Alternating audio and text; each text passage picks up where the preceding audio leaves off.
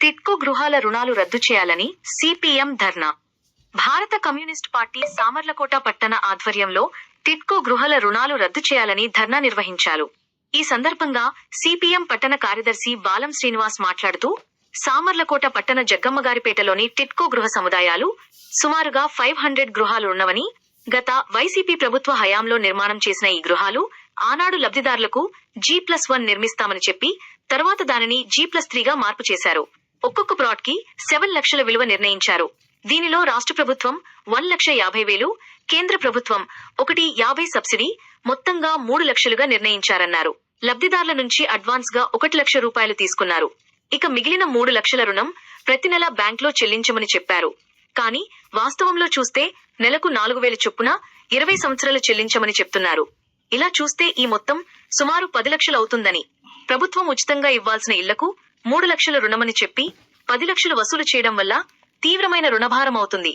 ఇది ఒక కోణం కాగా, మరొక కోణం ఏమిటంటే బ్యాంకుల వైఖరి ఎలా ఉందంటే, ఎవరైతే టిడ్కో లబ్ధిదారులు ఉన్నారో వారికి డ్వాక్రా రుణాలు వచ్చినా సరే వారికి ఇవ్వకుండా దీనిలో జమ చేసుకుంటున్నారు. మరోవైపు తల్లికి వందనం సొమ్ములు కూడా దీనికి జమ చేసుకుంటున్నారు. ఈ కార్యక్రమంలో N Varalakshmi, K Venkatalakshmi, P Lakshmi, N Shantaleela, Y Sridevi, D Maheshwari, A Durgalakshmi, CPM నాయకులు కరణం గోవిందరాజు, బాలం సత్యబాబు, కరణం సత్యనారాయణ, తుంపాల శ్రీను, కరణం ఏడుకొండలు, కరణం రామకృష్ణ, ప్రవీణ్, చరణ్ తదితరులు పాల్గొన్నారు. పట్టణ పరిధిలో జగ్గం గారి ప్రాంత టిడ్కో గృహ లబ్ధిదారులతోటి ధర్నా జరుగుతోంది. ముఖ్యంగా గత ప్రభుత్వ హయాంలో టిడ్కో సుమారు 500 ఇళ్లను టిడ్కో లబ్ధిదారులకు అందించడం జరిగింది. అయితే ఆనాడు దానికి ఒక ప్లాట్కి సుమారుగా 7 లక్షల రూపాయల విలువ నిర్ణయించి, దాంట్లో రాష్ట్ర ప్రభుత్వం 1,50,000, కేంద్ర ప్రభుత్వం 1,50,000 సబ్సిడీ అని చెప్పడం జరిగింది. లబ్ధిదారుల వాటాగా 1,00,000 రూపాయలు చెల్లించడం జరిగింది. అయితే ఆ ప్లాట్లను చాలా కాలం తర్వాత చాలా ఎక్కువ సమయం తీసుకుని లబ్ధిదారులకి చాలా ఆలస్యంగా ఇవ్వడం జరిగింది. గత చంద్రబాబు నాయుడు గారు ప్రభుత్వ ఎన్నికల ప్రచార సమయంలో ఈ టిడ్కో లబ్ధిదారులు ఎవరైతే ఉన్నారో వాళ్ళెవరూ కూడా ₹1 కట్టక్కర్లేదు, మా ప్రభుత్వం వచ్చిన వెంటనే ఈ రుణాలన్నింటినీ రద్దు చేస్తామని చెప్పేసి ఆ రోజు ప్రకటించడం జరిగింది. అయితే ఈ కేంద్ర ప్రభుత్వం రాష్ట్ర ప్రభుత్వం వాటా పోగా లబ్ధిదారులు కట్టిన 1,00,000 మినహాయించుకుని మిగిలిన సొమ్ముని సుమారు 3 లక్షల నుంచి 3,50,000 వరకు ఉన్నటువంటి సొమ్ముని బ్యాంకులు 20 సంవత్సరాల కాలంలో తీర్చుకునే విధంగా ఆ రోజు రాయించడం జరిగింది. అయితే ఈరోజు చూసుకుంటే నెలకి 4,000 నుంచి 4,200 ఆ విధంగా బ్యాంకులు కట్టించుకుంటూ ఉన్నాయి. ఇలా కట్టించుకునే సొమ్ము లెక్కేస్తే 20 సంవత్సరాల కాలంలో 10 లక్షల సుమారు దాటి అవ్వడం జరుగుతుంది. అంటే కేవలం 3 లక్షల రుణం ఉన్నటువంటి ఈ లబ్ధిదారుల రుణాన్ని 20 సంవత్సరాల కాలంలో 3 రెట్ల కంటే ఎక్కువ వసూలు చేస్తున్నటువంటి బ్యాంకులు ప్రైవేట్ ఫైనాన్స్ వ్యాపారుల కంటే దారుణంగా ఈ వడ్డీలు వసూలు చేస్తున్నారు. చక్కెర వడ్డీలు అనేది వసూలు చేస్తూ ఉన్నారు. ఒక పక్క పేద ప్రజలందరికీ ఇల్లు ఉచితంగా ఇవ్వాలని చెప్పేసి మన రాజ్యాంగంలో ఎప్పుడో 70 సంవత్సరాల క్రితం రాసుకోవడం జరిగింది. మరి ఈరోజు ప్రతి ఒక్కరికి దానికి ధర నిర్ణయించి వీళ్ళ యొక్క కష్టార్జితాన్ని రోజు రెక్కాడితే ముక్కాడిని పేద ప్రజలకు అందరూ కూడా ఈరోజు ఆ లబ్ధిదారులుగా ఉన్నారు. వీరెవరో కూడా ఆ రుణాలు కట్టే పరిస్థితి అయితే లేదు ఇప్పుడు. కానీ ఒక పక్క బ్యాంకులు ఏం చేస్తున్నాయంటే ఈరోజు ఈ లబ్ధిదారులకు ఎవరికైనా ప్రభుత్వ సంక్షేమ పథకాల్లో సొమ్ములు వస్తూ ఉంటే ఆ సొమ్ములన్నింటిని కూడా ఈరోజు కాజేస్తూ ఉన్నారు. ముఖ్యంగా డ్వాక్రా రుణాలు, ప్రతి ఒక్కరికి డ్వాక్రా రుణం మేము ఇచ్చేస్తామని చెప్పేసి ప్రభుత్వం గొప్ప చెప్తుంది. అయితే ఇచ్చిన రుణాన్ని ఈ బ్యాంకులు ఈ టిడ్కో రుణాల బాకీలు పేరుతోటి వాటిని జమేసుకుంటూ ఉన్నాయి. మరోపక్క ఈ లబ్ధిదారులు ఎవరైనా సరే గోల్డ్ మీద రుణం తీసుకుంటే ఆ రుణాన్ని కూడా ఈ బాకీ కింద జమేసుకుంటూ ఉన్నారు. మరోపక్క తల్లికి వందనం అని చెప్పేసి ప్రభుత్వం గొప్పగా ప్రచారం చేసుకుంటున్నటువంటి పథకం కూడా, ఆ పథకం డబ్బులు కూడా ఈ రుణాల కింద ఈ బకాయిల కింద జమేసుకుంటూ ఈ బ్యాంకులన్నీ కూడా ఒక ప్రైవేట్ ఫైనాన్స్ వ్యాపారుల కంటే దారుణంగా వసూలు చేస్తూ ఉన్నారు. దీన్ని మేము తీవ్రంగా ఖండిస్తూ ఉన్నాం. ఇప్పటికే చంద్రబాబు నాయుడు గారు గత 2 సంవత్సరాల క్రితం చెప్పినటువంటి హామీని అమలు చేయాలని చెప్పేసి మేము కోరుతా ఉన్నాం. తక్షణమే ఈ రుణాలన్నింటినీ కూడా టిడ్కో రుణాలన్నీ రద్దు చేయాలని కోరుతా ఉన్నాం. ఈ బ్యాంకులన్నింటిలో కూడా ఈ దోపిడీని అరికట్టాలని, బ్యాంకు వేధింపులు అరికట్టాలని చెప్పేసి డిమాండ్ చేస్తున్నాం. సంక్షేమ పథకాలని ఈ టిడ్కో లబ్ధిదారులందరికీ కూడా అమలు చేయాలని కోరుతున్నాం. మరో పక్క ఈ ప్లాట్లు, అనేక ప్లాట్లు లీకేజీలు ఎక్కువ ఉండడం వల్ల పైప్ ప్లాట్లో ఉన్నటువంటి వాడకం నీళ్లు, అలాగే పైప్ ప్లాట్లో వర్షం వచ్చినా సరే అవన్నీ కూడా కింద ప్లాట్లో ఉన్నటువంటి ప్లాట్ల నీళ్లు కూడా ఆ నీళ్లు రావడం జరుగుతుంది. తక్షణమే ప్రభుత్వం రిపేర్లు చేయించాలని చెప్పేసి మనం డిమాండ్ చేయడం జరుగుతుంది. ఈ సమస్యలపై ఈరోజు సామలకోట తహసీల్దార్ కార్యాలయం వద్ద మనం ధర్నా నిర్వహించడం జరుగుతుంది. ముఖ్యంగా చంద్రబాబు నాయుడు గారు చెప్పినట్టుగా తక్షణమే ఈ రుణాలని రద్దు చేయాలని మేము కోరుతున్నాం. ఇది ఎందుకు కోరుతున్నాం అనేది మరొకసారి గుర్తు చేస్తున్నాం. ఈరోజు రాష్ట్ర వ్యాప్తంగా అనేక మంది పేద ప్రజానికం పెరిగిన ధరల వల్ల కూలి పనులు లేక అనేక మంది తీవ్ర ఇబ్బందులు ఎదుర్కొంటూ ఉన్నారు. ఒక పక్క రాష్ట్రంలో పరిశ్రమలకి పెద్ద పెద్ద పెట్టుబడిదారులందరూ కూడా ఉచితంగా అంటే ఎకరానికి రూపాయి తీసుకుని అనేక వేల ఎకరాలను ఈరోజు భూములు పంచుతూ ఉన్నారు. మరో పక్క కాకినాడలో మాజీ ఎమ్మెల్యే అతను కళ్యాణ మండపం కట్టుకోవడానికి గవర్నమెంట్ ఆయుర్వేద కళాశాలకు సంబంధించిన భూమిని 2 కోట్ల విలువైన భూమిని అతనికి ఉచితంగా ఇవ్వడానికి సిద్ధపడ్డారు. మరి ఈరోజు పేద ప్రజ మీకు కనిపించట్లేదా అని చెప్పేసి మనం అడుగుతా ఉన్నాం.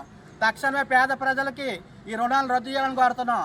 ఇటువంటి బాకీలు ఏమీ లేకుండా, ఎటువంటి షరతులు లేకుండా మొత్తం టిట్కో రుణాలన్నింటినీ రద్దు చేయాలని చెప్పేసి కోరుతూ ఈరోజు నిరసన కార్యక్రమం జరుగుతుంది. పేదవాడికి ఇల్లు లేవని మేము ఇల్లు పెట్టుకున్నాం. పేదవాడికి ఇల్లు ఇచ్చే పద్ధతి ఇదేనండి ప్రభుత్వంది. మేము ఇంటద్దరు కట్టుకోలేకే కదండి ఇల్లు పెట్టుకున్నప్పుడు ఆయన మరి ఇంటి రుణాన్ని కూడా మేము బ్యాంకుకి అప్పచెప్తే మేము ఎలా కట్టగలం? ఆ రుణాన్ని మేము ఎలా కట్టగలం అండి? ఇల్లు కూడా శుభ్రంగా లేవు. దయించి మా మీద మా ఇల్లుకి రుణమాఫీ చేయాలని మేము కోరుకుంటున్నామండి. ఇచ్చారు గృహాలు అయితే మరి మాకు కూడా అలా ఇచ్చారు. మేము ఆ గృహాల గురించి ఎంతో సంతోషపడ్డాం. అయినప్పుడు చాలా తేడాలు అయినాయండి. వాటర్ బాగా బద్దలేసిపోయింది, మొత్తం వాటర్ వచ్చేస్తుందండి. మా ఇంట్లో అయితే చాలా వాటర్ వస్తుందండి. కరెంట్ బోర్డులో కూడా పోతుందండి వాటర్. మరి అవన్నీ కూడా చాలా బాధపడుతున్నాం మేము. మరి ఇప్పుడైతే మాకు రుణమాఫీ చేయాలని మేము అడుగుతున్నామండి. ఇల్లు గురించి అయితే చాలా సంతోషపడ్డామండి. ఆ సంతోషం మాకు లేదు. మరి ముఖ్యమంత్రి చంద్రబాబు నాయుడు గారిని అడుగుతున్నామని మేము అందరం కూడా. మరి ఇగో మాకు వచ్చి ఇలాగా మా తరఫున మాట్లాడుతున్న సార్ గారికి కూడా మేము ప్రత్యేకంగా అంటే ఎలా కడతామండి? వర్షం వస్తే నీరంతా ఇంక ఇంట్లోనే ఉన్నట్టు ఉంటుందండి. నడుస్తుంటే ఆ టైల్స్ కూడా జారి పడిపోతున్నాము. అలా చాలా సమస్యలు. పైనుంచి ఎవరు లేకపోయినా పైనుంచి కూడా నీళ్ళు కారిపోతున్నాయండి నీళ్ళల్లోకి. దానికి రిపేర్ చేసి మాకు ఇస్తాము, మీరు డబ్బులు కట్టండి అంటే మాత్రం మేము కట్టలేమండి. అసలు మాకు రుణమాఫీ చేయవలసిందే.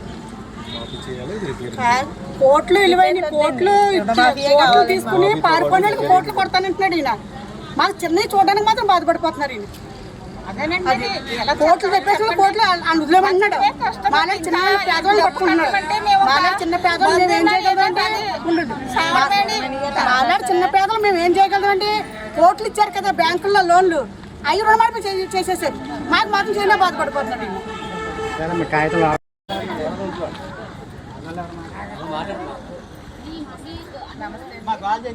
చంద్రబాబు గారు నాయుడు ప్రభుత్వంలో మాకు ఇల్లుకి పెట్టుకోమన్నారండి. ఇల్లుకి అప్లై చేసాం మేము. మాకు అప్పుడు G+1 కట్టిస్తానన్నారు. కానీ తర్వాత 4 అంతస్తులు కట్టించారండి. అవి పైకి ఎక్కి దిగలేకపోతున్నాం కూడా.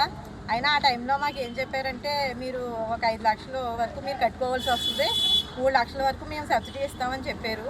అన్నిటికీ మేము అంగీకరించే దిగామండి. కానీ ఆ ఇల్లు కట్టడం అన్నది అస్సలు సరిగ్గా కట్టలేదండి. అంతా లీకేజ్లే. మాకు ఆ ఇల్లుకి రుణమాఫీ చేయాలండి. రుణమాఫీయే మీకు ఇల్లు ఇచ్చారండి. మరి నెలకే 4,200 కట్టాలంటే మేము కట్టలేమండి. మాకు గవర్నమెంట్ ఇల్లు ఇవ్వక ముందు మేము 1,500, 2,000 అద్దుకునేవాళ్ళమండి. మరి ఇప్పుడు ఇల్లని ఇచ్చి నెలకి 4,200 కట్టండి, లేకపోతే మీ ఇంటికి సీలు వేస్తాము, మీరు ఇంట్లోంచి బయటకు వెళ్ళిపోండి అని అంటున్నారండి. మరి మేము 10 సంవత్సరాల క్రితం 1,00,000 రూపాయలు కట్టామండి. 100కి 3 రూపాయలు చొప్పున వడ్డీకి తెచ్చి ఆ 1,00,000 రూపాయలు కట్టాము. ఆ 1,00,000 రూపాయలకి ఇంకా మేము వడ్డీ కడతానే ఉన్నామండి. మరి ఆ వడ్డీయే కట్టాలా, ఇంటికి అట్టే కట్టాలా, మేమే తినాలా? మేమందరం పేదవాళ్ళమండి. మరి గవర్నమెంట్ మా యందు దయ ఉంచి, చంద్రబాబు నాయుడు గారు మా యందు దయ ఉంచి మా అందరికీ రుణమాఫీ చేయాలని మేమందరం అడుగుతున్నామండి. కెనరా బ్యాంక్ నుంచి వచ్చి మాకు 5,20,000 వచ్చిందండి. వడ్డీతోటి అంటించారు, నోటీసులు అంటించారు. నెల లోపల ఖాళీ చేసేయాలమ్మా, మీ ఇంటిని జప్తు చేసేస్తామని చెప్పారండి. బ్యాంక్ మేనేజర్ గారు వచ్చి స్వయంగా ఆయనే అంటించారండి. మేము లేక కదండి దీనికి పెట్టుకున్నాము. దీనికి మరి ఏంటండి పరిష్కారం అని అడిగామండి. అడిగితే మీకు పైన మేము డ్యూటీ ప్రకారం చేద్దామమ్మా, పైన వెళ్ళి ప్రభుత్వాన్ని మీరు అడగాలని చెప్పారు ఆయన. అందుకని చంద్రబాబు నాయుడు గారు మాకు ఇచ్చారు కాబట్టి మా యందు దయించి మా ఇంటి పట్టాలు మాకు ఇప్పించవలసిందిగా, రుణమాఫీ చేయవలసిందిగా మేము కోరుకుంటున్నామండి. వడ్డీ మేము ఇప్పుడు ఇంకా వడ్డీ కడుతున్నామండి, ₹1,00,000 కట్టాం మేము. ఇంకా మేము వడ్డీ కడతా ఉన్నామండి అప్పటి నుంచి. అందుకని ఇల్లు కూడా అసలు బాగాలేదండి. వర్షం వచ్చే మట్టుకి ఈ గదుల్లో కూడా వచ్చేస్తుంది. వెనకాతలేమో గొట్టాలు కారిపోతాం, సింకుల్లో కారిపోవడం చాలా చాలా తప్పుడుగా ఉంది. పాములు కొట్టేటువంటివి. మేమైతే అసలు డబ్బులు కట్టలేవండి. మేము కట్టిన డబ్బులు కూడా తిరిగి ఇచ్చేలాగా చంద్రబాబు నాయుడు గారిని కోరుకుంటున్నామండి. మేమైతే అసలు పైసా కట్టి సమస్య లేదండి. బ్యాంకులో ఉన్న కాగితాలు కూడా మాకు యాన్యువల్ చేయాలండి. మమ్మల్ని చాలామంది బ్యాంకులో పెట్టుకోలేదండి, మాయే పెట్టుకున్నారండి. మమ్మల్ని వారంటీలు చాలా ఫోర్స్ చేశారండి. మాకు తెలియక మేము సంతకాలు పెట్టేసాం, ఎక్కడ పెట్టడానికి సంతకాలు పెట్టేసాం. మేము ఇప్పుడు ఇంకా వడ్డీ కడతానే ఉన్నామండి, ₹1,00,000 కడుతున్నాం. మేము ఇంకా ఈ ఇల్లులకి మేము డబ్బులు కట్టి సమస్య లేదు, కట్టి ఓపిక కూడా మాకు లేదండి. మాకు బతకడమే కష్టంగా ఉన్నది. దయచేసి చంద్రబాబు నాయుడు గారు ఈ రుణమాఫీ చెయ్యాలని మేము కోరుకుంటున్నాం. మా ఇంటి పట్టాలు మాకు ఎవరికి అందరికీ చెయ్యాలండి, ఎవరికి వాళ్ళకి అని కోరుకుంటున్నామండి.